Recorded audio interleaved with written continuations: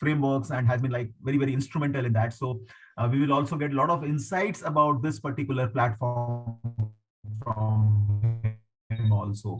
And that is Mr. Amit. So with this, I think let's start the session. And before we begin, I'll request Mr. Amit Jain to actually share the background, the regulatory framework. And Amit is an associate partner with Price Waterhouse, and he has been instrumental, and he has taken a lot of effort in creating and understanding these things. And after that, we will have a discussion with Mr. Bhavin Patel, who is the founder and CEO of Lane Dein Club, Amit Moore, who is the founder and CEO of Finzi, and Mukesh Bubna, who is the founder and CEO of Monexo. So all of them, we really look forward to learn a lot from them, because this is something which I look as future.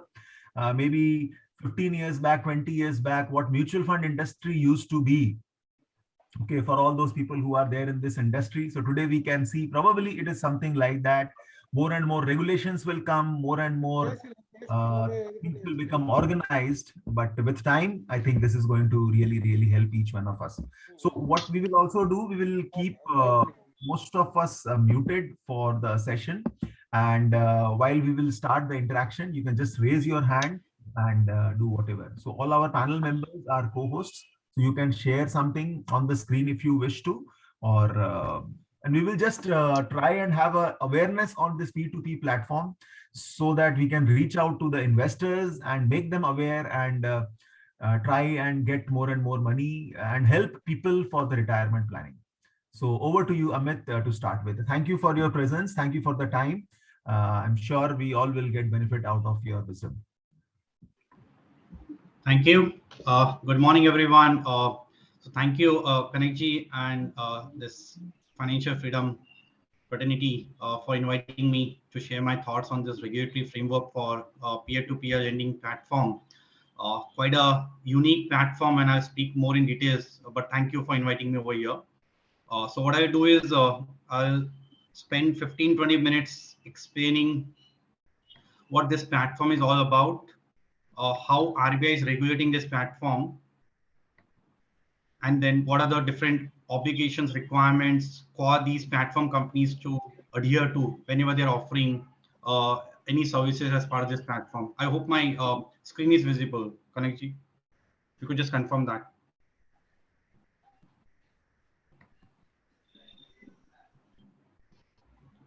So, sorry, is my screen visible? I just want to confirm before. Yes, Amit. We can see. Thank you so much. Thank you so much. So, so let me start. So, traditionally, we have been seeing a lot of the informal transactions that we keep doing. We keep giving money to our family, friends in times of need under an informal way and informal relationships. Now, extending the same concept and giving it a formal shape and a wider access of pool of borrowers and lenders.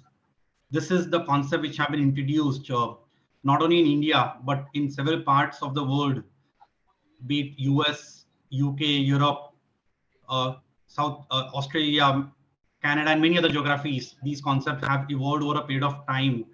And quite so in India also, this concept got introduced much before the regulators came into the picture. And let me start to give a quick glimpse of the landscape of how these regulations have evolved over a period of time. So pre-2015, there were quite a few number of platform companies. Some of them we are seeing on this, some of them are part of this session as well, who have been sort of operating these platforms. Given the emergence of these platforms and the number of transactions that were happening, RBI thought it fit in 2016 that they should intervene, not only to promote and encourage these platforms to come into the ecosystem, but at the same time, also ensure that these platforms do have in place robust governance, fair practices, so as to protect the interest of the customers. And that is where RBI in 2016 released the consultation paper, where they invited comments on how these P2P lending platforms should be regulated, what should be their governing mechanism, what should be the disclosures, transparency that should be part of the processes when any borrower wants to avail credit. At the same time, the lender wants to give money, which is his hard-earned money. So what are the things that needs to be put in place? So they released a consultation paper, and based on the feedback received from all the stakeholders, they finalized and notified the peer-to-peer lending NBFC regulations. So today we have an overarching regulations which governs the setup as well as operating model of these platforms. And all of these companies are subjected to take appropriate licenses before they start offering these services. At the same time, they are subjected to a lot of governance, reportings, ring fencing of operations so that the customer's interests are adequately protected. In 2019, there was an increase in limit of how much a lender can lend to different set of borrowers, and I'll speak more in detail. As we stand today, there are about 21 licensed peer-to-peer lending platforms in the country, which have been touching or sort of operating across the length and breadth of the country, helping a lot of people to get money. On the other side, helping a lot of investors to give them an alternative investment options apart from the traditional options which these investors have been using. I'll not speak more on the growth drivers because we have experts already on the panel and they will speak more about what are the benefits. But a quick snapshot of like from the borrower side, if anyone wants to meet their short to medium term funding needs, be it individuals, be it small businesses, they get a quick access to come up to this platform and can make their request. It is more importantly useful for people or participants who are short of their credit history or the profile, and therefore they are unable to get their funding needs met through the formal channels, which is banks and BFCs, and they have no choice but to go to the informal setup and raise money at a high rate of interest. So for those set of participants, this is a much more, I would say, formalized and an organized way of raising money. They can raise money according to their needs and also agree to the terms what they believe is right for them to repay their lending, repay their sort of funding amount. On the lender side, as I said, that it's an alternate investment option, and also it gives a wider access to borrowers to diversify their credit risk. Given this platform is all about unsecured funding from giving as well as from taking from the loan perspective, and therefore there's a risk element involved. And therefore, this platform gives an ability to diversify the risk where they can choose to give money to a wider set of borrowers rather than restricting to one set of borrower. Getting more deep into the regulatory regime, as I said, that RBI thought it fit to regulate these platforms in the interest of financial systemic stability, as well as to take care of the interest of all the participants who are joining or participating in terms of taking or giving money. And therefore, they created a separate category called in non-banking financial company peer-to-peer lending platform. RBI want these companies to come and first take the license. The license process goes through a very rigorous due diligences by RBI, where they look at the promoter, shareholders, background, who they are they fit and proper in terms of managing and operating this business. They look at business plans, they look at architecture, the tech platform architecture design in terms of what this platform is going to be giving the technical digital experience. In terms of the business plan, what is going to be their operating model in terms of what risk algorithms they are planning to create or they're proposing to create, which is going to help lenders take their decision. So all of these are part of the application process which goes through at RBI, and once RBI is satisfied, they give them the approvals followed by in principle and final approvals. Given that RBI expects that they should only act as a facilitator of helping to facilitate these transactions, or maybe I can say it's a matchmaking process is what these platforms facilitate, where borrower is making a request and lender, whether they are interested or not, goes through a auction process. So it's like a matchmaking process. So RBI want these platforms only to limit the activity of as a of acting as a facilitator role, and should not start getting into giving credit from their own books, or start cross-selling the data what they get as part of the process, as part of the platform. So there are a lot of checks and balances being brought in by RBI to ensure that there is enough ring fencing of operations. There is no commingling of funds. The money movement is being protected. The disclosures are being provided both to the lenders and the borrowers adequately, so that they know that what decisions they are taking to take or give money.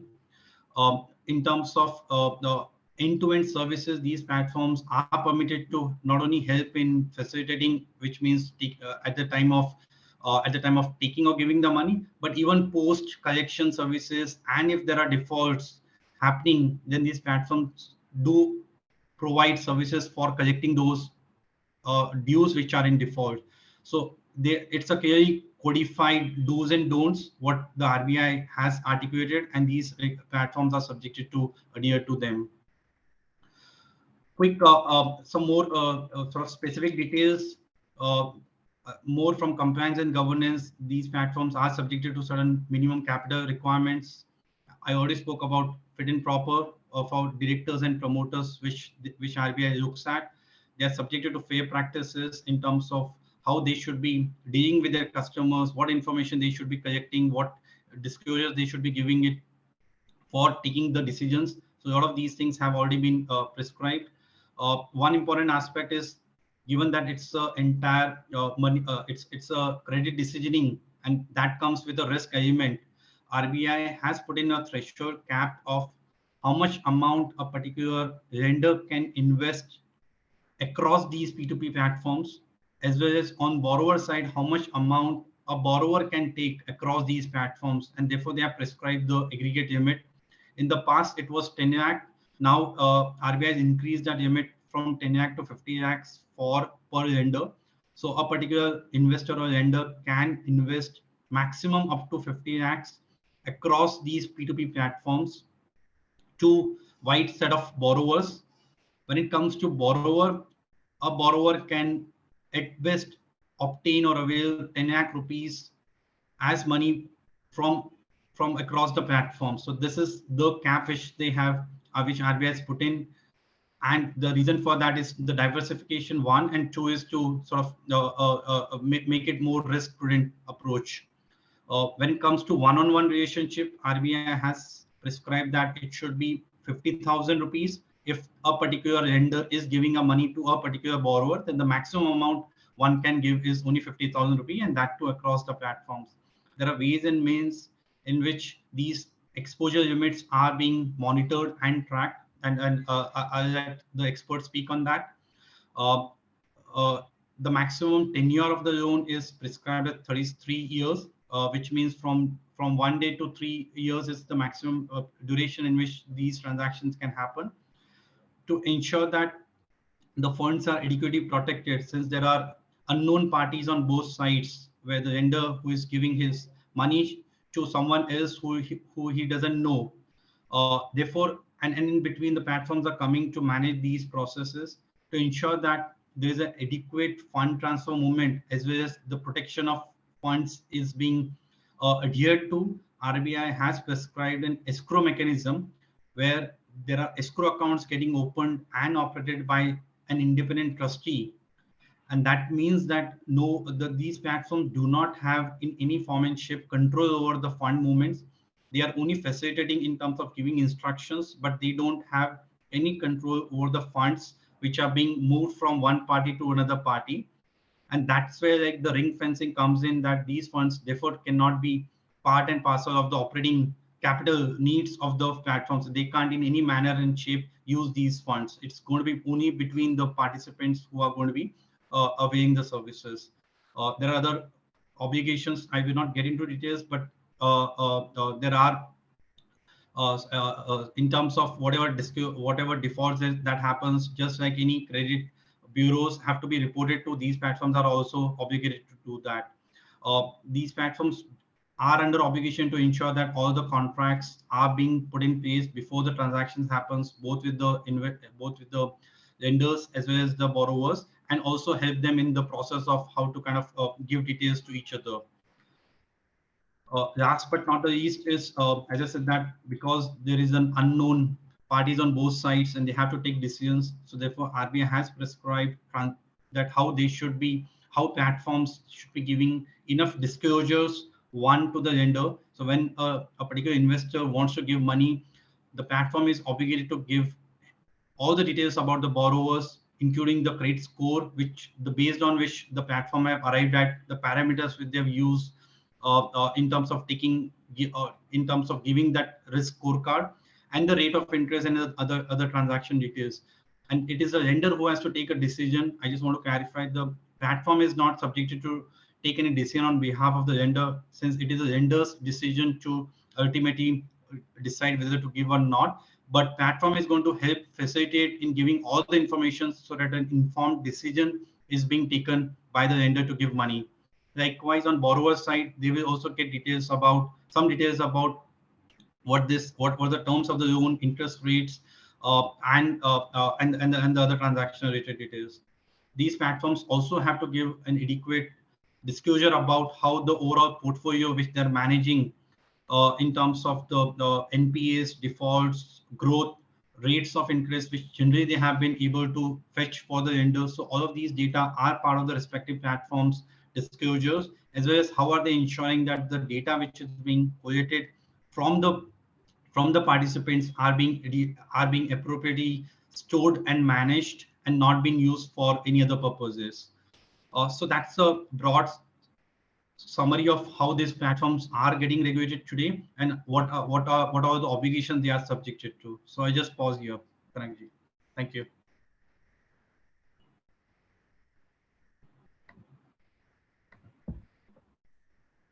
Thank you so much. I think this is a very beautiful start, the understanding of the whole concept, and let's take it forward. And from here, maybe we will just ask all the and Amit is there. So any questions, if each one of you will have related to the regulations, related to something which is how RBI is regulating and the framework, all of us can be prepared with those questions. But before we do that, let's ask the basic theme, the motto, the concept, what was there in coming up with a P2P platform. So let's start with Mr. Bhavin. So yes, Amit, we will take the questions. Let's just understand how this concept has come and why these people, Bhavin, Amit Moore, and Mukesh ji. So all of them, why did they come up with this concept? What motivated them? And maybe if you can just tell a little bit about yourself and your journey, I think we can have a good start. So over to you to start with Bhavin first. Yeah, Bhavin. Thanks, Kanakji. Thanks everyone for attending this session, and thanks for inviting me, Kanakji. So regarding Lending Club, it started way back in 2015, and before that, I have been part of lending businesses in India, helping NBFCs raising capital, worked within NBFC framework, and the thought process behind Lending Club was to open up the capital side of the business to do lending in India, because generally on a fixed income side, whatever instrument people invest into, ultimately that ends up on the lending side or borrowing side, where they generate return and then that returns are being passed on to the investor. So can't we make some transparent system wherein these investors can invest money which are directly given to the borrowers, and through this mechanism they can also earn better return rather than adding any third party like mutual fund or banks in between, through which they do the general fixed income instrument. And this entity should be completely transparent and technology driven, so that operational cost is lesser and maximum return benefit can be passed on to the investor. So that was our thought process, and we believe that in India, because our saving rate is high, we are on the better opportunity side than any other Western market, where P2P lending can become real huge, and it can flourish as like any other big banks in India. So that was a thought process when we started this company, and today where we are. So we have around 3 million users on the platform, and so far the general returns which we pass on to the lender remains between 10 to 12%, with around 8 lakh lenders registered on the platform and around 2 million borrowers registered on the platform. That's in a nutshell where we are today. Great. I think that is really good, and no a basis. Why did you start with the whole thing? There is a need, there is a problem, and that is what something which you all are solving over here. Moving to Amit more next, what inspired you? What motivated you? Why are you into this whole thing? Over to you, Amit. So, thanks, Kanavji. Thanks, FFF, for inviting Finzi and me. At the outset, obviously, I am a Calcutta boy, and as you can imagine, belonging to a Marwari business family, we cannot remain in service for very long. So I worked in, I've been working in banking and finance for more than 20 years now. After working in ICICI Treasury and Credit Suisse and Edelweiss across commercial bank, investment bank, and NBFC, kind of wanted to build something on my own. So that was obviously the biggest reason, that wanted to create something which leaves a legacy. But more important, I think there are a couple of reasons, and both of them are customer centric. One is on the borrower side. The borrowing process itself for personal unsecured loan in 5-6 years back was not very seamless. It was a very painful process. I have seen some of the people whom I know go through the rigors of borrowing. If you work for a category A company or a category B company, then possibly it's relatively easier because you are well banked. But for anyone else, it was extremely difficult. And we wanted to use technology to ease that process. So solve that problem in one way or the other. And on the lending side, as Bhavin said, basically all the investment instruments, especially on the financial investment instruments that we have, ultimately lead to a corporate exposure, whether it's a bank, whether it's a equity of a corporate, whether it's an NCD of a corporate, whether it's a mutual fund, which in turns invests into these instruments. There is really no asset class which gives a retail investor access to what we call retail loans or retail assets. And we know that the best banks, best financial companies of the world, whether it's JP Morgan, whether it's HSBC or HDFC Bank, closer home, they all long for retail loans, right? That is what they look for. But unfortunately, there is no real asset class which gives a retail investor access to a retail asset. So we wanted to create an ecosystem where a retail lender can directly fund a retail borrower, and the process is managed in such a way, in such a seamless way, that the risks and the entire life cycle of a loan, very contrary to what Amit said, that we are a matchmaking platform. We are not a matchmaking platform.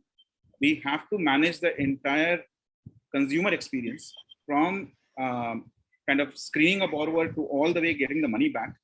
So that entire experience has to be managed, and that is what we wanted to solve for, to bring a new asset class for our lenders and kind of create value for both lenders and borrowers, and in that process create value for our stakeholders, whether it's partners, whether it's our employees, whether it's our shareholders, and create a legacy institution. So that was the main objective, Kanakji, to create Finzi, and it's been 5 years in making, and we are pretty happy with where we have reached.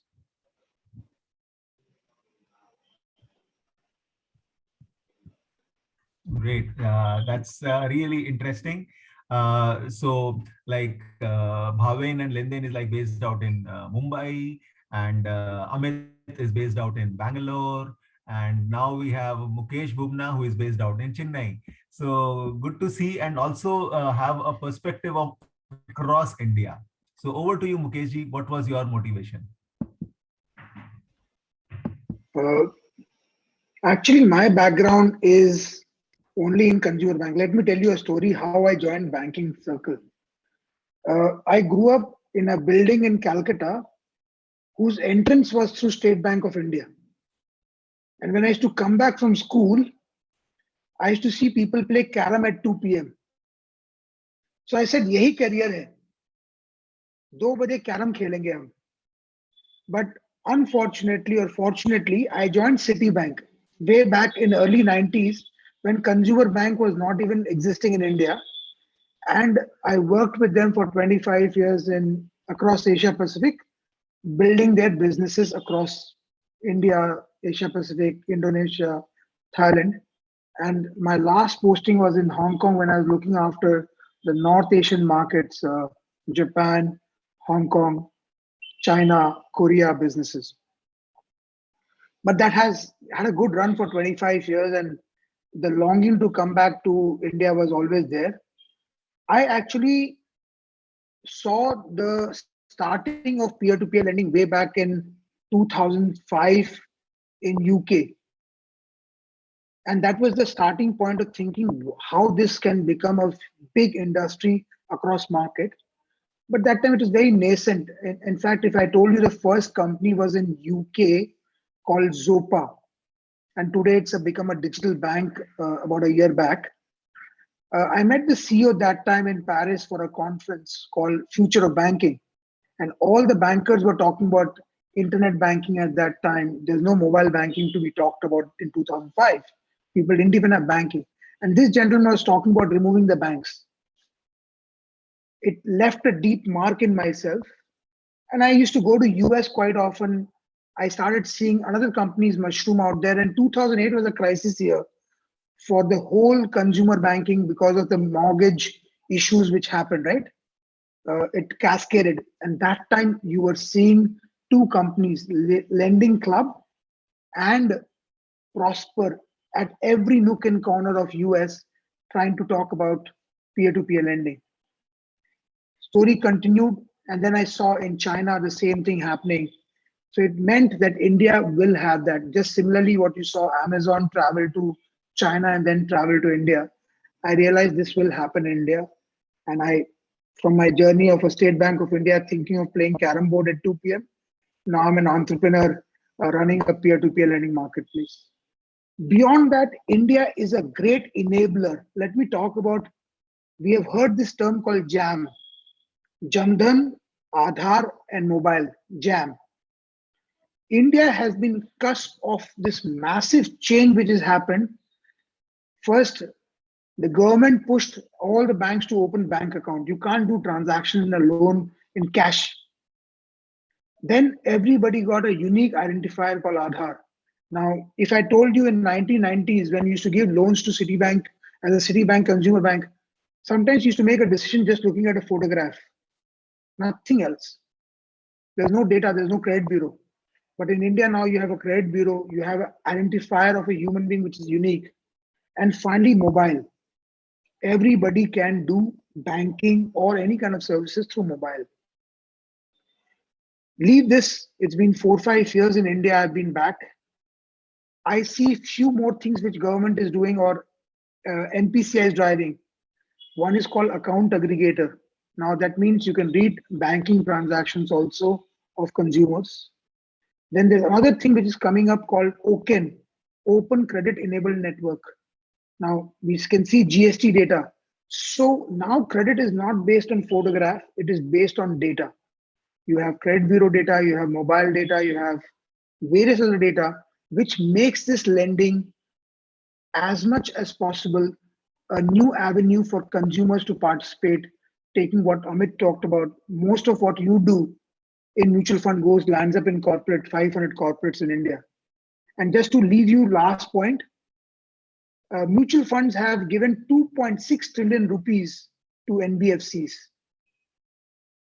Now that number is staggering, and that's the size of money which I think should move towards this industry over the next few years.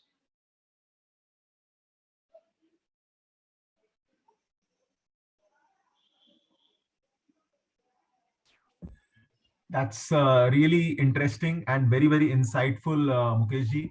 Uh, uh, Before we take it further, I think this is something which has come from like US, UK, and all. As Mukeshji also mentioned, I would like to know views of Bhavinji and Amit, both of you, and again Mukeshji also. How this whole platform is working in US and in other countries, other developed countries?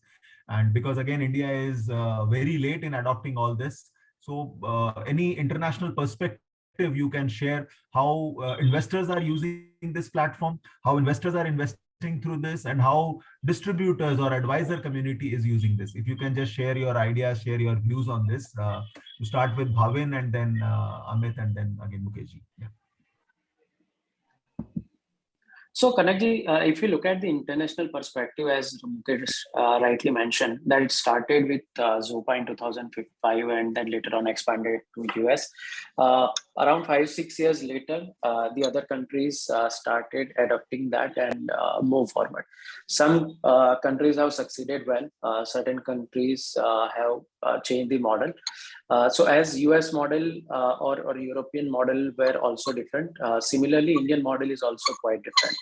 So if we talk about majority of the volume which happens in US market are from the institutional investors, wherein there are hedge funds or a lot of financial institutions are lending money through these platforms, and they are leveraging the technology bandwidth which these platforms like Prosper, Lending Club, Cabbage has created in generating the investment opportunities for these institutional lenders. So the volumes were like even 80-85% of money used to come from this institutional lender. If we talk about European market, then it was more of mix of both retail investors as well as the institutional investors.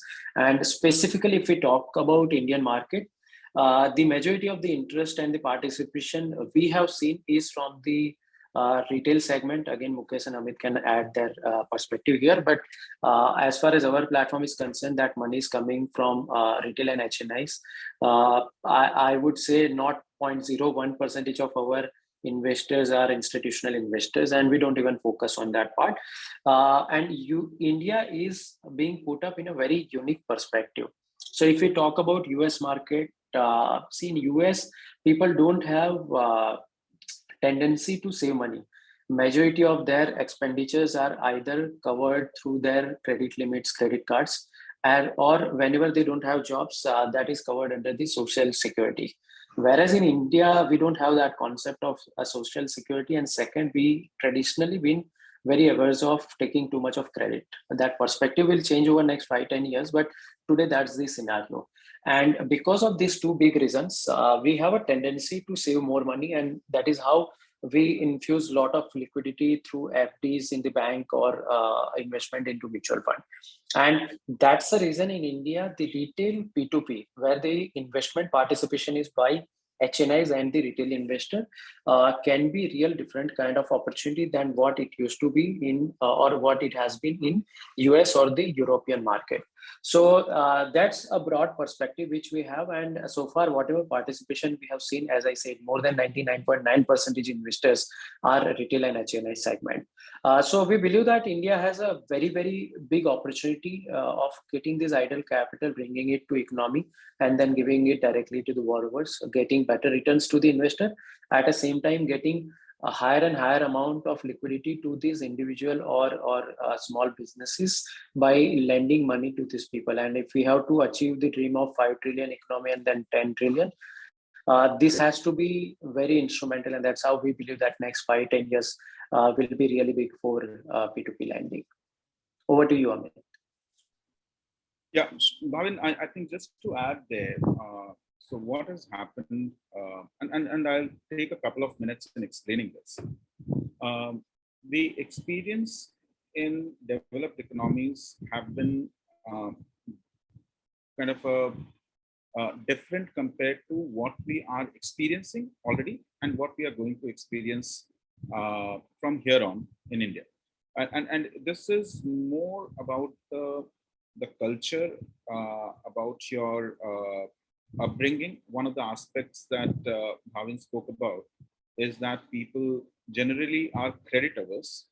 हमें यही सिखाया जाता है कि चादर जितनी बड़ी हो उतने ही पैर पसारने चाहिए, तो वो हमारे को बचपन से ये सिंग I will try to make it bilingual. I think one of the Ruchi ji wanted this to be a little more bilingual, so I'm adding a lot more Hindi to it with your permission, Kanak ji, so that everyone kind of understands what we are talking about.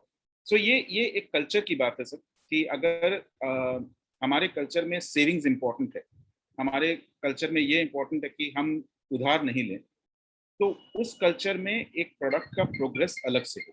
Okay, lending and borrowing in India, specially we being a kind of a very closely knit society, we help our friends, we help our family members. To an extent it becomes a responsibility to help. So that ways lending and borrowing has been in India very, very pervasive for thousands of years. Equity is like a 200-year-old product. Mutual fund is 50-year-old product in India. But lending and borrowing has been going on for thousands of years. Now, in US and UK, we see that a lot more institutions participate on the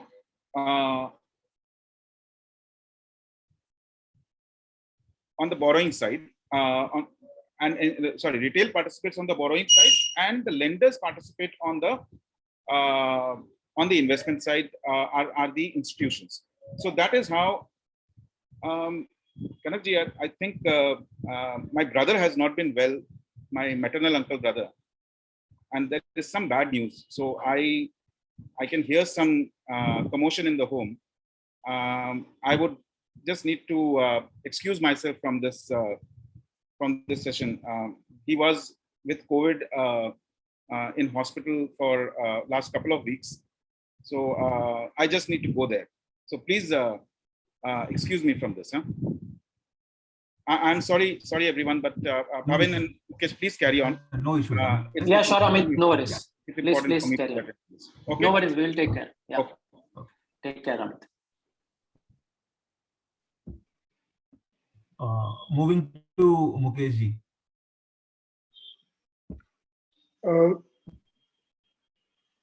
Coming back to the point of international, Bhavin talked about a lot more institutional investor in the US market. Surely the European market has seen more the model of consumers or individuals coming onto the platform. And I think in India, it's a boon. Let me break this down in a mutual fund numbers, which you guys all understand.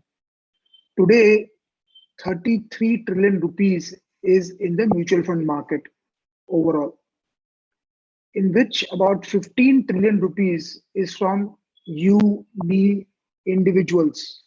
And we talk about India being a growing economy, and 8,000 crores, which is almost $1 billion, is just moving our SIP into mutual funds. Now, if you look at from Indian perspective, whether you are a large cap HDFC holder or a large cap ICICI holder as a wealth manager or a consumer, or you are holding both, frankly, you're not diversifying your asset. And in large cap, there will be maximum 20, 25 scripts, which anybody, or 30 scripts, which anybody will play around with.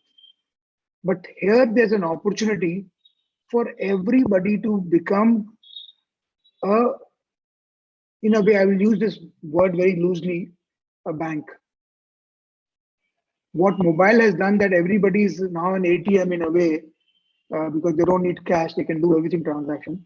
Now everybody can become a bank, and they don't need to be putting money at 2.5% in saving account and 4% on fixed deposit and losing money every month through inflation. Going back to my experience of consumer bank, and if you look at it, every consumer bank is run through small ticket loans or small loans.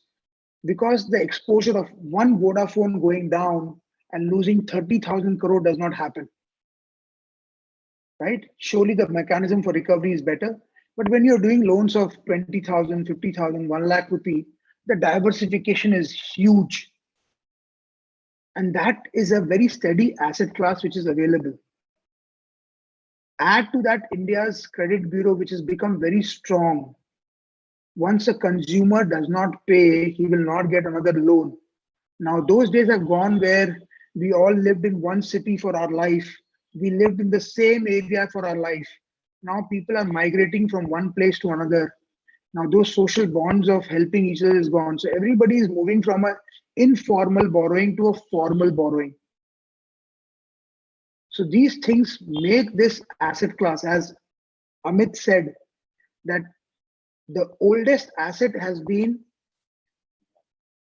उधार पे पैसा देना या बोरो करना.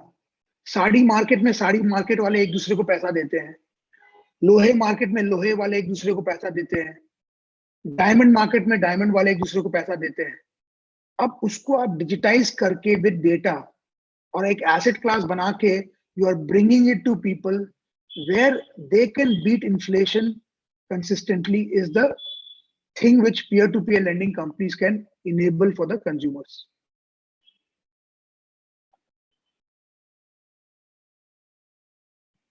That's really insightful again, Mukeshji.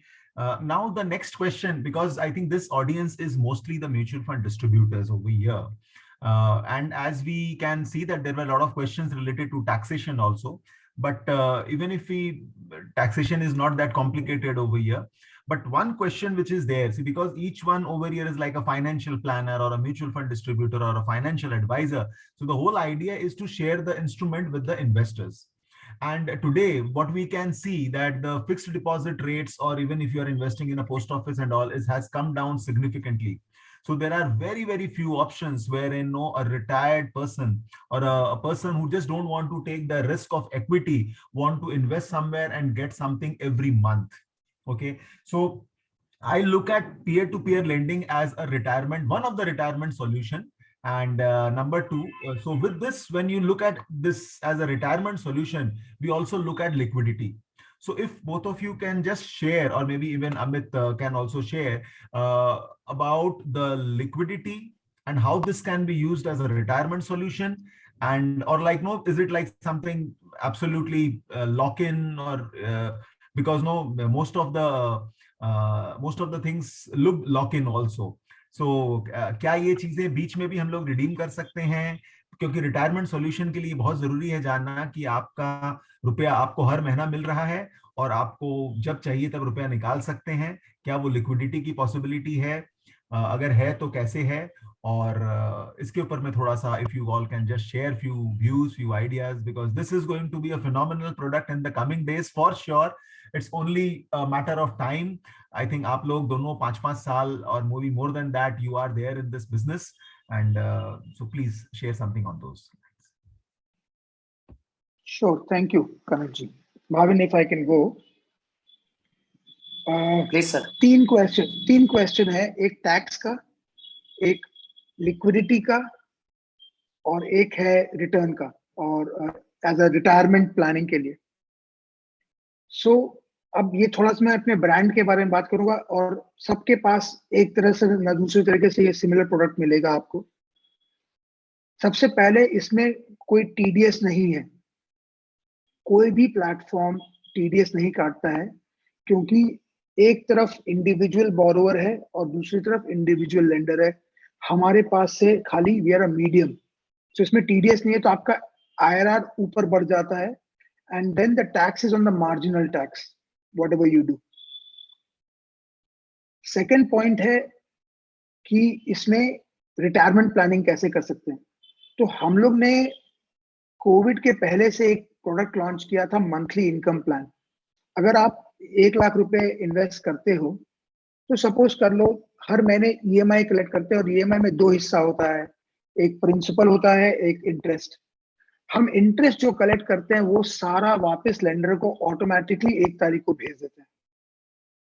तो इसके कारण एक retired person can earn interest every month and have a passive income. तो उसका एक्सपोजर अगर उन्होंने 1 लाख लिया, 10 लाख लिया तो वही रहेगा. पर सेकंड पॉइंट है पावर ऑफ कंपाउंडिंग. सबसे बड़ा अजूबा लाइफ में यही कहते हैं कि इसको पावर ऑफ कंपाउंडिंग को. तो वो भी ऑप्शन है कि अगर आप अपना प्रिंसिपल और इंटरेस्ट को वापस लगाना चाहेंगे तो आपका पैसा कंपाउंड होके जो पहले कहते थे 4 या 5 साल में डबल हो जाएगा आपका amount, that possibility also exist. Third आते हैं लिक्विडिटी पे. अब यहाँ पे आप एक लोन पे हमारे प्लेटफॉर्म पे मोनेक्सो पे अगर कोई 10 लाख रुपया लेके आता है तो मैक्सिमम पर लोन 5,000 रुपया कर सकता है और मिनिमम 1,000 रुपया. तो अगर आप 1,000 रुपये की एक स्टेप यूनिट्स लेते हैं तो आपके पास में 1,000 यूनिट्स हो जाते हैं. That is the kind of diversification you build. पर अगर आपको कल 1 लाख रुपए चाहिए तो हमारे पास सेकेंडरी मार्केट है जिसमें you can redeem this 1 lakh rupee and some other lender will take that loan over and give it to you. So ये जो तीनों है, ये तीनों एक तरह से इनोवेशन है to meet the consumer demands in India, right. And और बहुत सारे ऐसे इनोवेशंस ऑटोमेटिकली जैसे कंज्यूमर बोलेंगे वैसे वैसे आएंगे यहाँ पे. I think that is Over to you, Bhavin. Absolutely, that's fantastic. So Bhavin, would you like to add something to this with your perspective or platform, any of these 3 points? Yeah, tax, I think it is very clear and straightforward, whatever Mukesh has mentioned. So it's a direct treatment and there is no TDS to be deducted when the income is going back to the lenders. As far as the other 2 parts are concerned, again, as Mukesh mentioned, that there are different ways, different platform works. But मोटा मोटी 19-20 का difference होता है. Modus operandi are different. जैसे for example on Lending Club platform, majority of our loan has maturity of 4 to 5 months, average being around 4 months. So every 4 months your complete portfolio gets churned.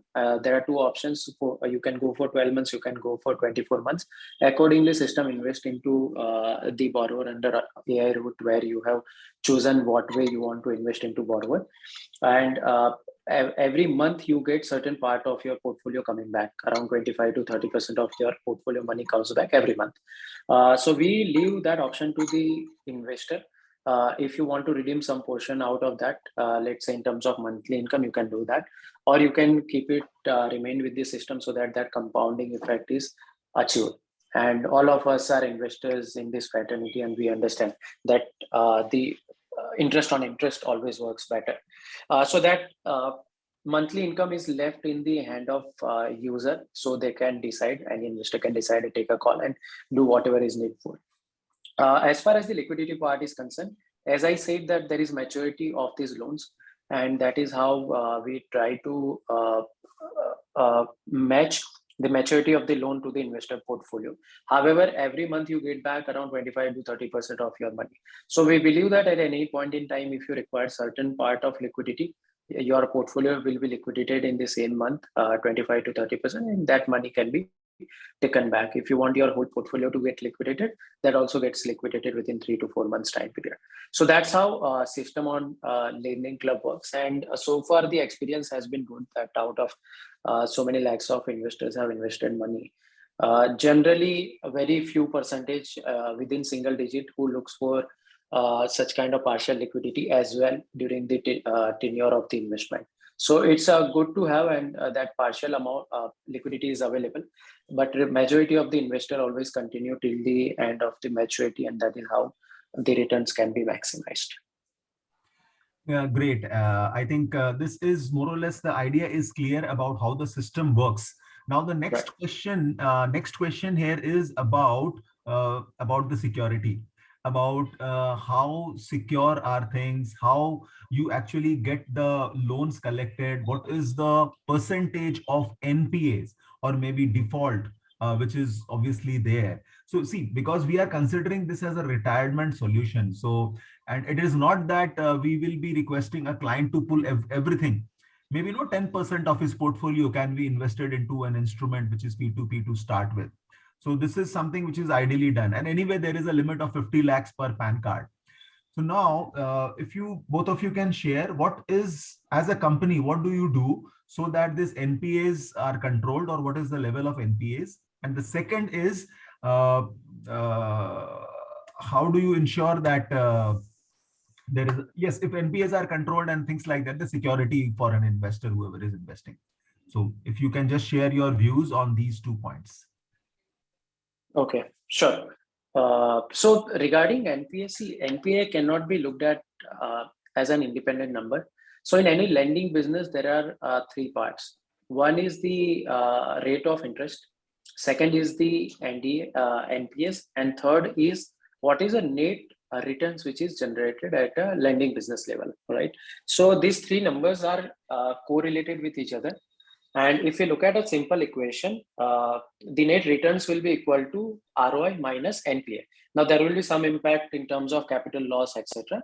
So plus थोड़ा बहुत ऊपर नीचे होगा, but मोटा मोटी ये equation के आसपास से आपके रिटर्न्स बनते हैं. So let's say कोई लोन का इंटरेस्ट रेट 18% है और वो लोन से हमें 4% डिफॉल्ट हो गया, तो आपका रिटर्न जो है वो 13.5 से 14% के बीच में बनेगा. This will be the simple mathematics. Now when any lending business happens, मैं P2P में फिर आता हूँ, पहले ओवरऑल लैंडिंग बिजनेस की फिलोसॉफी समझ लेते हैं. तो वेदर इट इज बैंक और कोई भी लैंडिंग इंस्टीट्यूशन है, तो उनका जो लोन का रेट ऑफ इंटरेस्ट डिसाइड होता है, वहां पे एक फैक्टर होता है कि कितना ये लोन से मुझे रिटर्न आना चाहिए, उसके ऊपर ये लोन की डिफॉल्ट होने की प्रोबेबिलिटी क्या है, एंड पॉसिबली और कुछ ओवरहेड्स है. Let's say in case of P2P there is a platform fees.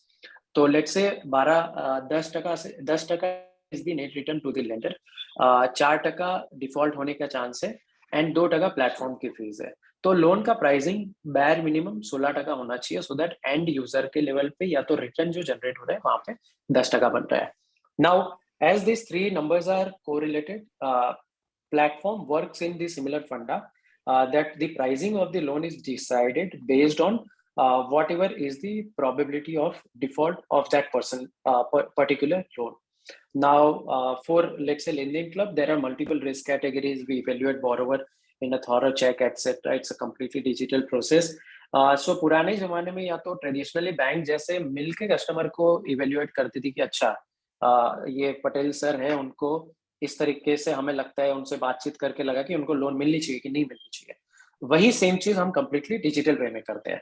सो लेनदेन क्लब में सारी प्रोसेसेस डिजिटल है, मतलब there is no physical verification और we don't reach out to customer.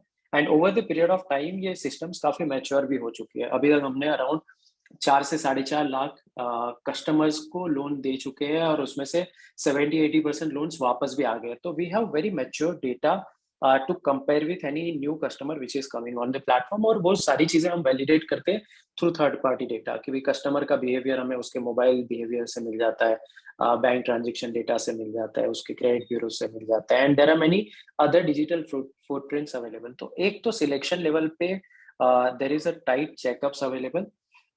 Second उसके बाद आता है कि when loan is disbursed at the time of pricing, loan का प्राइसिंग इस हिसाब से होता है कि अगर कोई लोन की प्रोबेबिलिटी ऑफ डिफॉल्ट इज 5%, उसका प्राइसिंग अलग से होगा, किसी का 3% है तो उसका प्राइसिंग अलग से होगा.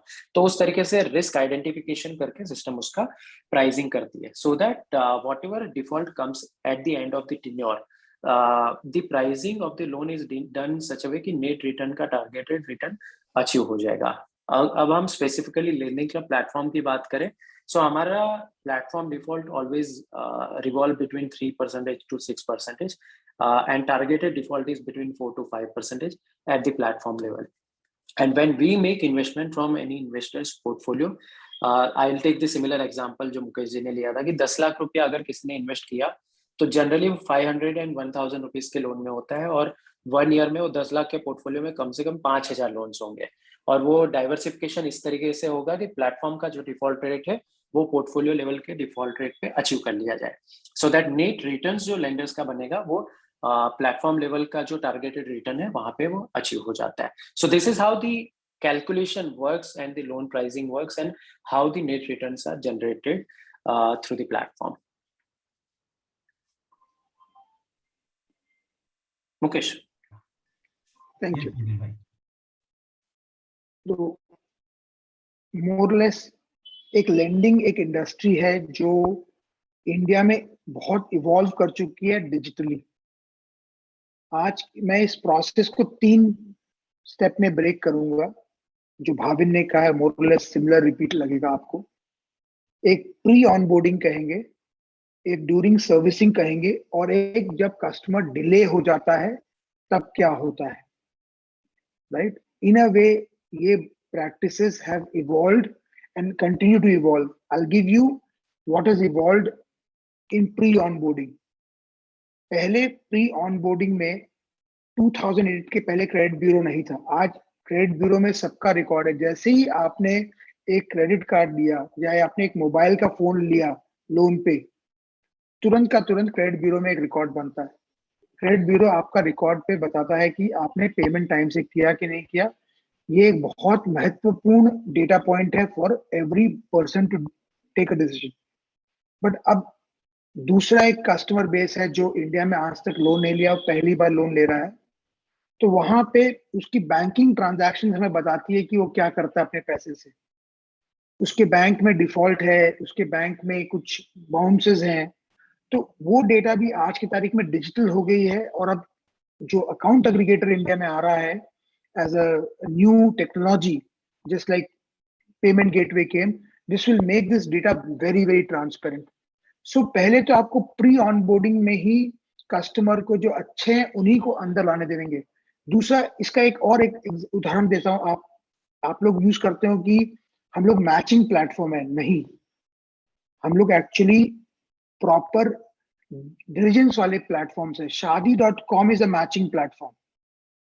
Shaadi.com में मैं जाके लिखता हूं कि मैं 30 साल का हूं, कोई वेरीफाई नहीं करता है। और मैं बोलता हूं कि मैं शादीशुदा नहीं हूं, तो Shaadi.com बिलीव करता है कि मैं जो बोल रहा हूं वो सही है। हमारे यहाँ पे ये सारी बातें को वेरीफाई की जाती है डिजिटली। तो हम लोग मैचिंग प्लेटफॉर्म नहीं है, हम एक पूरा एल्गोरिथम लिखा जाता है इसको करने के लिए। सेकंड आते हैं पोस्ट ऑनबोर्डिंग। जैसे ऑनबोर्ड करने के पहले, जब आज की तारीख में आप किसी को पैसे दे रहे हैं, तो इंडिया में ई-केवाईसी, वीडियो केवाईसी आ गई है। तो आज की तारीख में हम वीडियो केवाईसी करते हैं हर एक बोरोवर का, जिससे कि हमारे पास में फुटप्रिंट है कि भैया उसने कहां से लोन लिया, किस लोकेशन पे था जब उसने वीडियो केवाईसी की।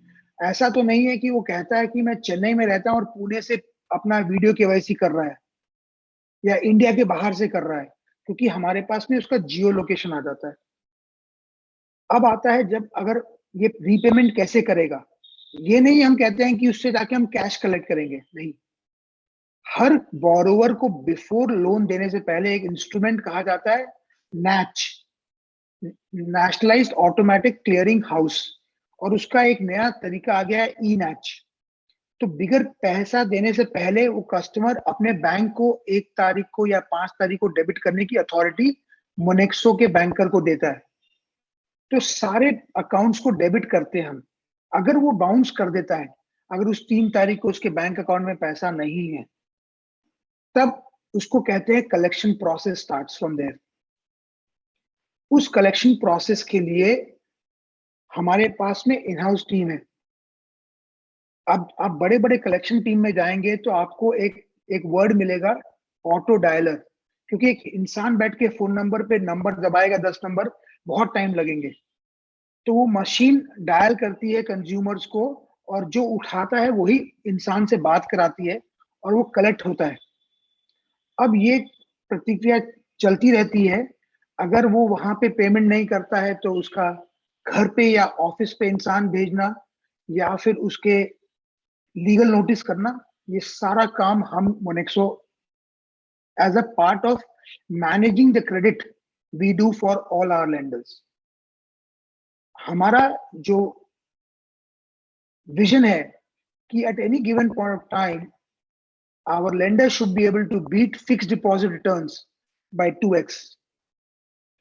Less volatility than equity market and better return than mutual the fixed deposit.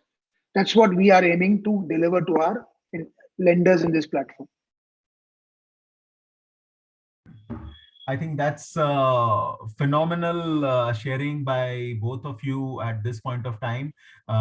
Yeah, a lot of people are asking about the charges and a lot of things about the brokerage and all. See, brokerage and all is something which you can actually directly get in touch. These platforms are open. They are inducting, like anybody, any of the mutual fund distributors can actually become a partner. And the payments are similar in the way like mutual fund as we get in the mutual fund industry. So that is something which is very, very common and same. But one thing is there. एक question जो सबका रहता है, अगर एक what is that percentage of NPA of like default, तब तक उनका कैपिटल प्रोटेक्टेड है. मैंने सुना था कि जैसे अगर इज इट लाइक 20%, 30%, जैसे अभी कहते हैं in these platforms between 2 to 5% आप लोगों का डिफॉल्ट हो सकता है और डिले हो सकता है पेमेंट रिसीव करने में. बट अगेन कितना परसेंट है तब कैपिटल को टच होगा. मतलब लेट्स से किसी ने 1 लाख रुपया दिया है या 5 लाख रुपया दिया है, तो समझ लीजिए वो 20% है, 30% है, 40% है या 45% है, कितना डिफॉल्ट होने से आपका कैपिटल टच होगा. Otherwise at least your capital security is there. If you can just answer this question और maybe if some answer is there for this question. Any one of you, Mukesh bhai, Amit, Yeah, I'm unmuting. So very simple math is, let's assume somebody has invested 10 lakh rupees and invested in 1,000 rupees of loans. अब RBI says 50,000 तक कर सकते हैं. 50,000 करेंगे तो आपको 20 loan मिलेगा, और अगर उसमें से 2 डिफॉल्ट हो गए तो आपके 1 लाख रुपए चले गए. अब 9 लाख रुपए has to generate you 1 lakh rupee to not have that loss. But अगर आपने इसको डाइवर्सिफाई किया और अगर आप खुद करते तो आपके पास में एक पूरी टीम लगनी चाहिए थी. अब आपको ये डिजिटल प्लेटफॉर्म अलाउ कर रहा है कि आप 1,000 रुपए के कलम पे आप 10 लाख 1,000 लोगों को दो. तो अब 1,000 में अगर 10 भी चले गए तो आपका 10,000 का नुकसान होगा, which is will be equal to 1 month income. As Bhavin talked about it कि इसको आप 2 अलग अलग तरीके से नहीं दे सकते. ये एक ही कॉइन के 2 पहलू हैं. अल्टीमेटली एज ए इन्वेस्टर हम जब म्यूचुअल फंड में लगाते हैं या कोई इक्विटी में लगाते हैं तो हम हिसाब करते हैं कि पूरा हमारा इक्विटी में हमारा पैसा बना कि नहीं बना. कोई स्टॉक ऊपर जाता है, कोई स्टॉक नीचे जाता है. पर यहाँ पे एक है, हमारी सोच होती है, वो बदलने में टाइम लगेगा. कंज्यूमर इंटरेस्ट अलग देखता है, एनपी अलग देखता है, और उसको अब मिला के एक नेट इनकम देखना पड़ेगा. क्योंकि ऐसा कोई प्रोडक्ट नहीं है जहां पे आपको एफडी से ज्यादा रिटर्न मिलेगा और रिस्क एफडी से कम होगा. कोई प्रोडक्ट नहीं है इंडिया में. जो लिक्विड फंड थे वो भी आज के तारीख में गिर के वापस जहां आने चाहिए थे वहां आ गए. क्योंकि मेरे को आज तक नहीं समझ में आया था लिक्विड फंड पे कि आप रात को पैसा दो, सवेरे उठो 8.5% ले जाओ. कौन ऐसा कर सकता है भाई? अब लिक्विड फंड पे भी वैसे ही मिलता है जो आपको मिलना चाहिए, और उस पे भी रिस्क रहता है. तो आपको अगर देखना है तो नेट देखना पड़ेगा. Over to you Bhavin.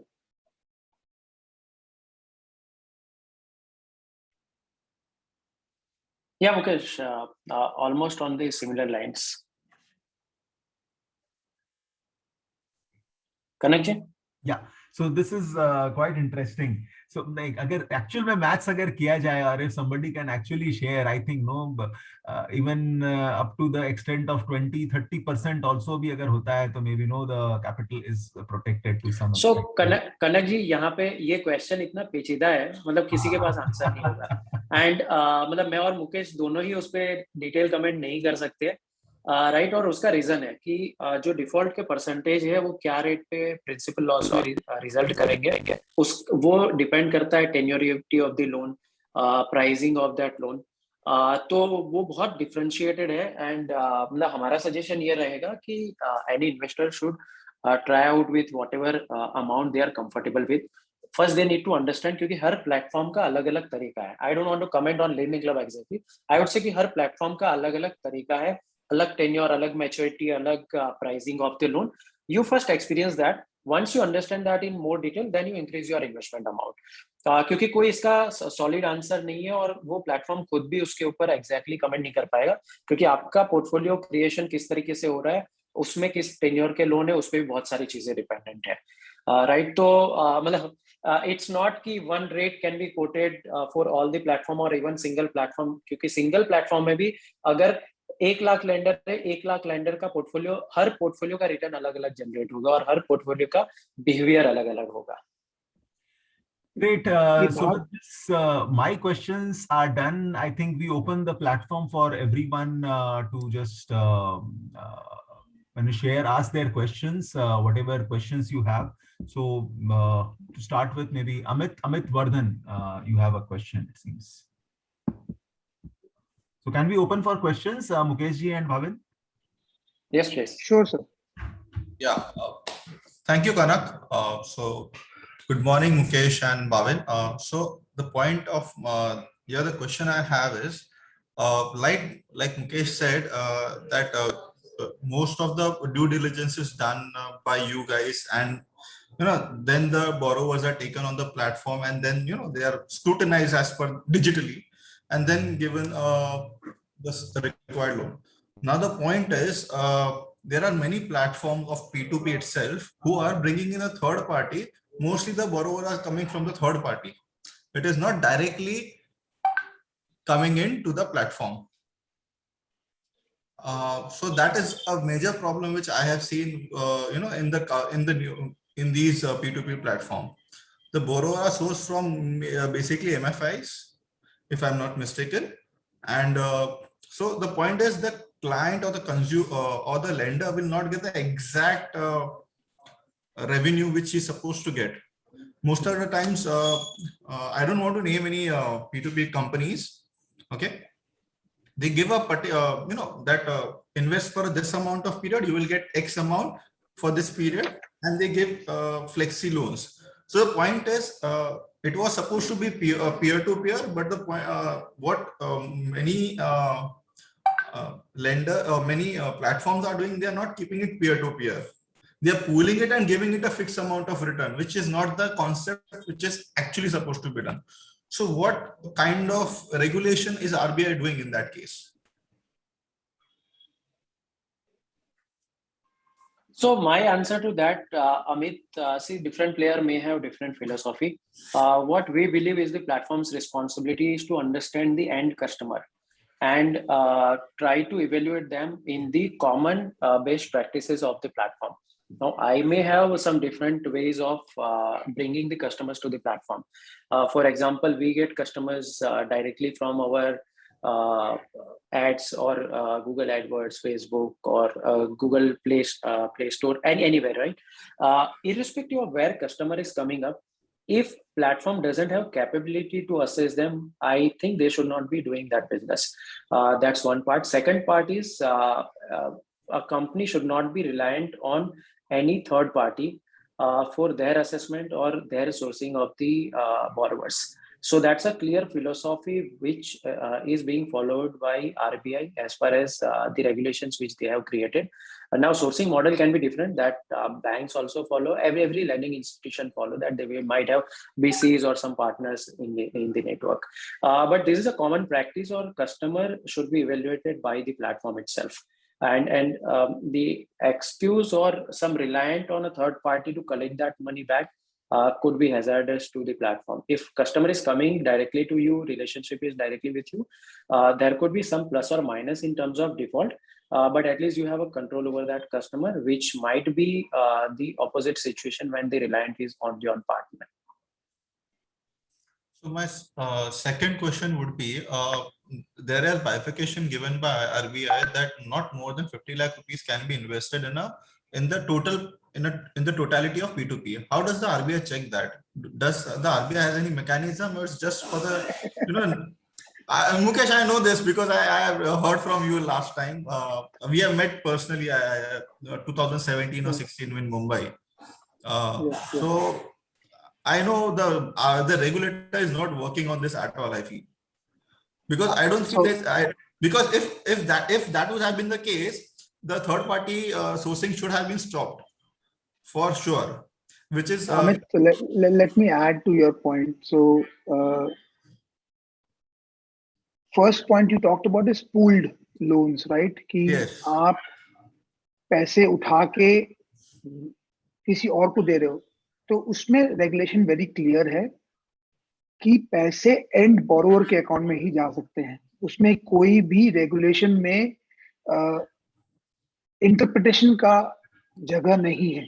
So example, आपके एग्जांपल में आप लोग लेंडर्स हैं सब, जी हाँ, आपका पैसा एस्क्रो अकाउंट में है, जी हाँ, आप safe प्लेटफॉर्म पे लोन देख के आप मिस्टर 1 को लोन दे रहे हो, मिस्टर 2 को लोन दे रहे हो, चाहे वो डायरेक्ट आया हो कोई प्लेटफॉर्म पे P2P पे या इनडायरेक्टली आया हो, वो पैसा जा सकता है मिस्टर 1 के अकाउंट में, मिस्टर 2 के अकाउंट में, वो सोर्सिंग एजेंट के अकाउंट में नहीं जा सकता. No. That is Second not the point है, query I was having. That was not the query I was having. I'm coming to the point straightforward.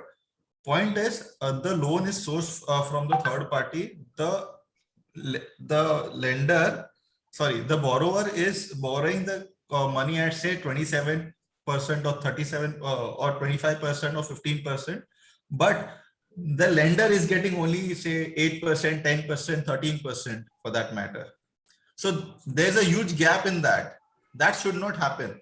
The dynamics, the P2P platform is should be kept dynamic, not plain vanilla. I think. I hope you got my point now. Amit, I think I'll just add that there is the role of Amit Vardhan or Nitin Sawant or Paresh Shah. Pardon, sir? Here comes the role of Amit or Nitin or Paresh. Okay. No, that agreed, Mr. Kanak, agreed with that. There is a role of some advice of us advisor. The point is, the regulator. What is the regulator doing in that matter, Mr. Bhumna? I would like you to continue. Sorry, I just wanted to clarify my question. Yeah, thank you. So coming to the second point on 50 lakh rupees, I don't think so. RBI has a mechanism to check. Neither do we have a mechanism to test whether any investor is putting more than 50. In a way, I would say it is a policy which RBI said to the consumer कि आपको नहीं करना चाहिए. It's like saying कि cigarette smoking is injurious to health. मैं तो RBI को कई बार कहता हूँ. Policy, that's a warning, I would say. so that is, and I have said to RBI openly also. Yes. कि आप म्यूचुअल फंड पे लोगों को 10 करोड़ भी लगाने देते हो, तो P2P लेंडिंग में क्यों आपने रखा है, राइट? मैंने ये ओपनली कहा है आरबीआई को कई बार कि कोई भी पॉलिसी मैटर में आप अपर कैप नहीं डालते, राइट? तो ये तो it's a debate. RBI also has to figure out this is not what we platforms can help RBI to frame, but RBI has to come back and say कि वो कैसे regulate करेगा इसको और कैसे ट्रैक करेगा. The agenda of me asking the question is how much the regulator is actually regulating things. The way SEBI is actually scrutinizing mutual fund to a very good extent. SEBI is doing a fantastic job, I would say. But when it's come to P2P lending, RBI is hardly doing anything. That is what my point is. So relying on RBI and saying that this is a, RBI as a regulator is doing a fantastic job is an eyewash. I would say to all the advisors, just let me complete, to all the advisors, that please do the due diligence of the platform yourself before getting into the, before advising any platform or any investor. That's the only point to all the advisors like me. That's it. Thank you, Kanak. Yeah, absolutely. And I agree to that. This is something which we all really need to do and take it forward. So with that, I think there is another question we'll take from Nitin and then Paresha, and then we will. Nitin, yeah. Thank you, Kanakji. And most of the questions asked by Amit that I covered about the risk that whenever we advise, what are the risk parameters as an advisor we should take care in terms of you. That is my first question. And second, when we advise to our clients, we show the portfolio returns, how it works, and what are the tenure or XIRR rate of return we got. Do you have APIs or the systems where you can give the data to us and we can show the like a portfolio returns to our investors when we use your platforms? to our existing softwares that we are using to reporting to our clients? And that is my second Yeah, question. Nitin. Yeah. So our systems are made up on API based only. So you have all the APIs starting from the user account creation. So we provide starting from KYC till onboarding the customer, and once onboarded, all the data, information, disclosures of the customer portfolio details, everything gets passed on via APIs only. So we can sit on your existing solution, or if you are working with any third party, so there also they can complete the API integration. Okay. Okay. And one more thing I would just like to add, and see friends, see, this is like SEBI was not active 20 years back, 15 years back, 10 years back, or 5 years back. Okay, so they are also slowly developing and growing. I think similar thing will happen with the P2P platform also. The regulators and we all will become little more equipped, little more knowledgeable, and things will be Yes. better in the coming days. And I think Yes. these platforms are doing excellent work so far. Can I And, stop you for a minute, if you don't mind? Kanakji, just to add one point here. See, as a regulatory filing work, they ask individual data from the platform. So that goes at a PAN card level regarding borrowers as well as lenders, and RBI is collecting that. Now these are early years, so RBI doesn't want to come very heavily and put some kind of additional reporting mechanism, because there has to be enough breathing space available with the companies. Otherwise, innovation and new things will not come up. But if the mispractices were being followed, or let's say many people who are crossing that 50 lakh limits, and if they are getting that kind of report, I am sure RBI would have taken action by them. And see, RBI's concern is very genuine. So when there were early days when RBI was formulating these regulations, I mean, Amit and Mukesh can add more here as well. RBI was very clear that I don't want any wrong practices to happen in the industry, and that's the reason we will go step by step. So that's the reason they started with 10 lakh, then 50 lakh. In future, they will increase it, and maybe after 5 years, there won't be any limitation at all. But I would say this is real good move from RBI as far as the investor protection is concerned. Data is being collected. If they have not found something bad, they would not come up and put additional regulation. The day they will find it, they will do that. However, along with this, Amit, I suggest that each and every person who gets into this investment business for your clients or for your advisor, do enough due diligence, start with small amount, understand how it works, because a lot of your questions cannot be answered at the industry level. You have to understand those at the platform level, understand it well, and then only suggest it to your client. Together, we have to create this industry over next 5 years, right? It's not that within 1 month we have to turn it around. So there is enough time. Let's create that. But before that, let's take informed decision. Sure. Yeah, so Amit, I have again, my first question is remain unanswered. As an advisor, our primary job is to check the risk. What are the risks are there? So so can you tell us there are many advisors come to know about there is a issue in the mutual fund happens. Once the issue happened with the Franklin, and they come to know that it might be possible that people don't get money in a month or a 2 months. It takes 6 months. So can you just you are a great expert in this field. Can you explain what are the worst things can happen when people invest with your platform, or just for the information purpose? Any? Nitin, it's very simple. I mean, any investment philosophy is straightforward, that if you have entered the game with certain tenure or certain horizon, continue maintaining your investment till that horizon. Now, problem happens when you start taking action in between, whether it is investment into direct stocks or mutual fund or anybody else. For example, on Lending Club, somebody comes with 12 months horizon or 24 months horizon, right? Our optimization algorithm works and try to create a portfolio in such a way that the targeted returns are achieved. But if that is stopped in between, looking at the intermediate numbers, then that portfolio optimization cannot happen and the targeted return cannot be achieved. So we request that whenever any investor take investment decision, they need to enter the market with those horizons and then continue investing till that time. If you are comfortable with smaller amount, start with smaller amount. Let's say 25,000, 50,000 is the amount at least you should start with, so that there is enough diversification. Maintain that for 3, 4, 5, 6 months. You see the result and then increase it. but maintain it till the time your tenure of the investment is over. Otherwise, results will not be visible. So rather than being too much reactive to any intermediate data that, okay, let's say in P2P, there is too much of transparency, right? Any bank collects EMIs on 1, 5th or 10th. On those days, or let's say on 2nd, 6th and 10th, there will be some kind of delay in the EMIs. But that doesn't mean that that is a loss of return or loss of the business to the bank. But when it comes to individual investors, they lot of time feel कि अच्छा मेरे portfolio में तो इतने numbers दिख रहे हैं, शायद मेरा लॉस हो जाएगा, ये हो जाएगा, वगैरह हो जाएगा, and they stop investment or they start withdrawing money. But that's a normal lending business. Now you are becoming bank at your level, you have to understand these small parameters. And as an advisor or somebody who is understanding this instrument, we request you guys to help your clients understand this part as well, so that they take informed decision and they don't take such kind of hasty decisions कि अच्छा 5 तारीख को repayment आने वाला था, 7 तारीख को delay 1 में थोड़े लोन्स दिख रहे हैं, अरे मैं तो अभी इन्वेस्ट नहीं करूंगा, right? When you are investing there for 12 months, definitely there will be good enough results which will be created. But if you change it in between, फिर शायद आपको वो results नहीं मिल पाएंगे. Okay.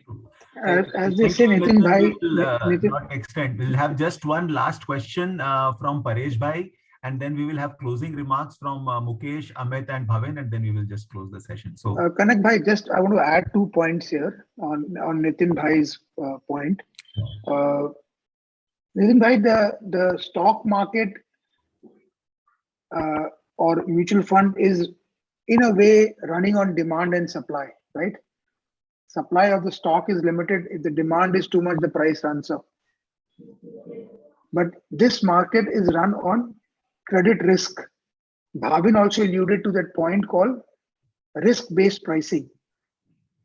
So at the time of assessment, the platform decides कि ऐसे customers, ये customer नहीं, ऐसे customers में probability of default is 2% or 4% or 7%.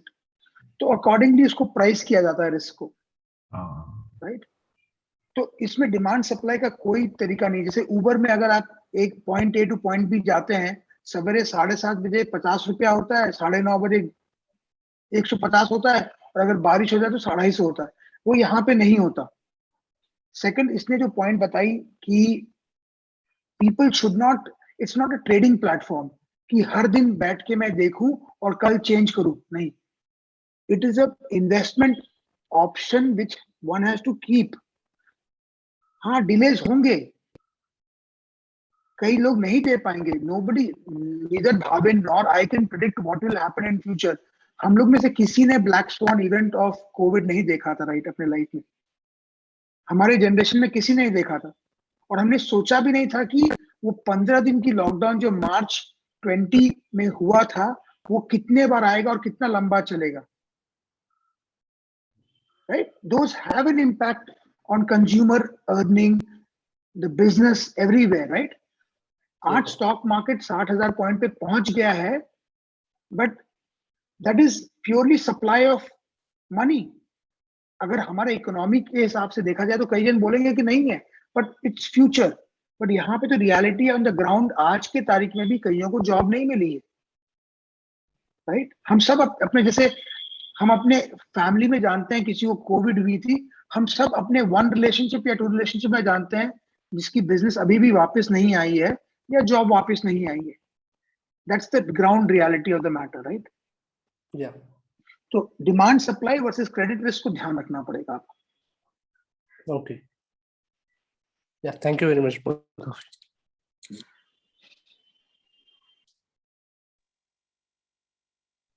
Paresh bhai, your last question. अभी इतना सुना, उसमें सब लोग ने बताया कि 2%, 5%, 10% तक एनपीए गिन सकते हैं, और उसमें जब एनपीए है, आप 3 साल के बाद आप जो भी इंटरेस्ट कमाते हो उससे ज्यादा हो जाता है, तो उसमें क्या, उस पोजीशन में क्या करना चाहिए? मैंने मैसेज लिखा हुआ है कि फरवरी 2018 से मैंने 2 जगह पर किया हुआ है, मोनेक्सो में भी किया हुआ है, परसेंट में भी किया हुआ है, और लेन देन का की बात मेरी चालू है. तो मोनेक्सो में मैंने 3 लाख रुपया इन्वेस्टमेंट किया है, उसमें से आज की तारीख में 1,70,000 रुपया बाकी है। 1,70,000 में से 1,23,000 रुपया तो मेरा मोर देन 180 डेज का है। और वहां पे कहीं पर भी साइट पे फोन कॉल जो करते हैं वो खाली बोरोवर के लिए है, लैंडर के लिए नहीं है। तो लैंडर के लिए ऐसी कोई कंपनी है जो लैंडर के लिए भी है फोन नंबर? और जब हम लोग खुद ही सेटिस्फाई नहीं रहेंगे तो हम लोग क्लाइंट को क्या देंगे? 2-3 क्लाइंट को मैंने दिया भी है, तो वो लोग तो सिर्फ एक ही बोलते हैं कि मैंने परेश भाई को पैसा दिया है, जब चाहे तब परेश भाई पैसा दे देंगे। कोई भी रिस्पॉन्सिबल नहीं है वहां पर। बीच में 2-3 जन का फोन नंबर मिला था तो बोला कि हमने छोड़ दिया है वहां पे। तो अभी उसके लिए मेरे को तो लगता है कि नहीं करना चाहिए अभी तो। इससे तो माइक्रो कैप अच्छा है, जाएगा तो पूरा ही जाने वाला है, तो जाने दो ना माइक्रो कैप में। परेश भाई, आपका स्पेसिफिक कंपनी रिलेटेड क्वेश्चन है तो वो रहने दीजिए, आप एक ओवर जनरल पूछ लीजिए कि कितना डिफॉल्ट अगर है तो क्या उसमें क्या एश्योरेंस है, क्या गारंटी है, बस। I think that will be good enough.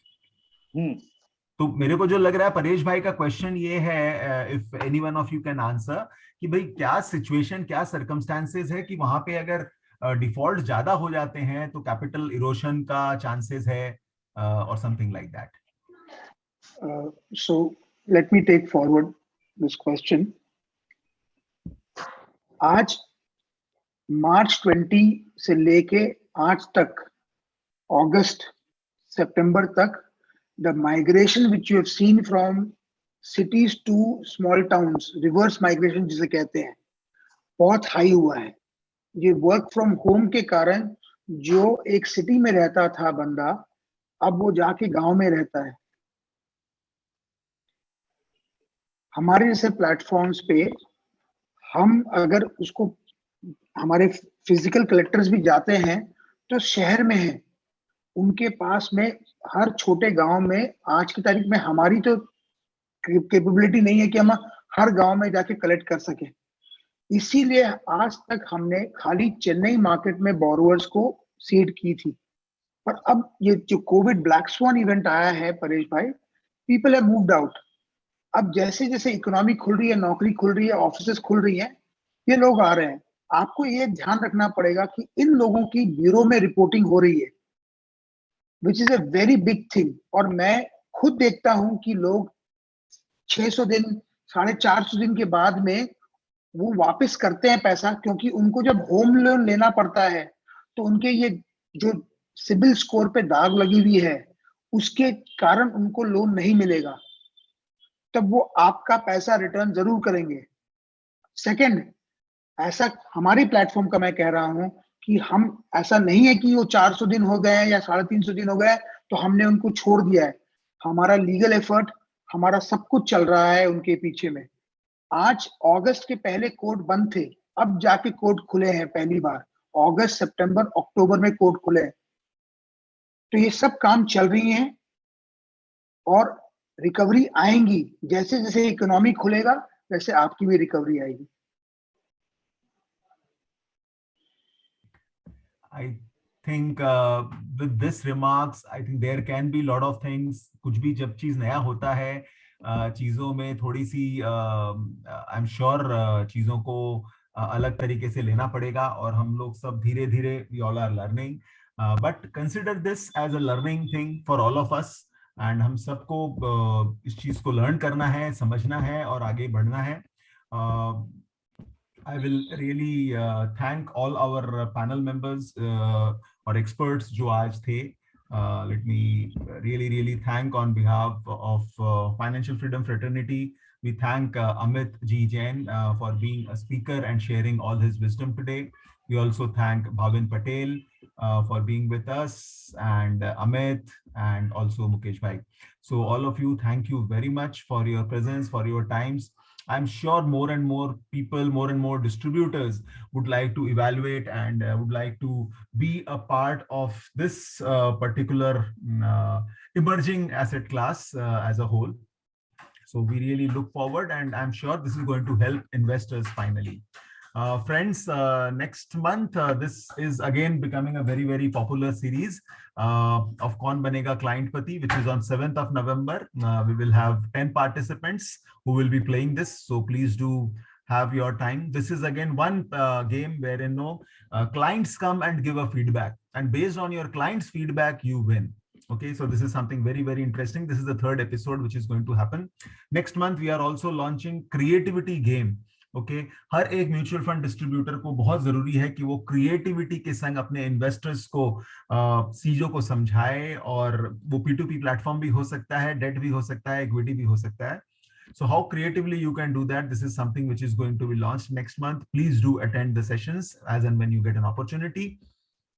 Or RVCC, already we have 1900 plus people who are certified. We will also be coming up with the same certification program next month. So please do attend and do get certified if you have not done it as of now. So friends, and then there are a lot of games and puzzles which you can actually have on your desk and play with your investors, with your kids, so that you can understand and learn about financial wellness. So keep growing, keep taking care of the investors. With this, thank you very much. We really look forward to see you. I think within this month, we have one more session on LinkedIn and use of YouTube as a digital interface. But I think this was one of the most important session, P2P platforms. Digitally, अगर कुछ बहुत बड़ा जबरदस्त कुछ चमत्कार हुआ है India में, I think this is P2P platforms. And Mukesh ji, Bhavin, Amit, all of them are really doing phenomenal work, phenomenal things, and we all should try and learn and understand, और खुद समझ के फिर अपने investors के पास लेके जाएं. खुद का ड्यू डिलिजेंस बहुत जरूरी है. With this notes, we end the session today. Thank you so much. If you all have enjoyed the session, please do write boom in the chat box. So I think that will help and that will encourage each one of us. So boom, boom, boom for everyone. So thank you so much. Thank you so much, Amit ji. Thank you so much, Mukesh ji. Thank you so much, Bhavin, and everyone. Thank you very much, Kanak ji and everybody. Thank you.